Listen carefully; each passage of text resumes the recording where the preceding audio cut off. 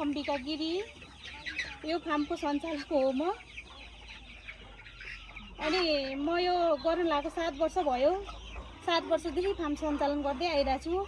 अनि अहिले 1 महिना भयो हामीलाई हेफरले अनुदान पनि दिनुभएको छ। हेफरबाट हामी कुखुरा अनुदान लिएछौँ। यो खोरसोर चाहिँ सबै हामी आफै गरेको, आफ्नो लगानीमा व्यक्तिगत लगानी हो। हामी देउरानी जेठानी मिलेर गर्छौँ, तर आफ्नो आफ्नो जग्गामा आफ्नो आफ्नो लगानीमा गरिरहेको छौँ। अहिले 7 वर्ष भयो। अहिले 1 महिना भयो हेफरबाट हामीलाई 300 चल्ला दिनुभएको छ देउरानी जेठानीलाई। अब एजोलाको लागि पनि यो कुखुराको दानाको लागि एजोला दिने भन्नुभएको छ, कुरा राख्नु भएको छ। अब भोलिदेखि हाम्रो त्यो पनि काम सुरु हुँदैछ, अगाडि बढ्दैछ। त्यही हो।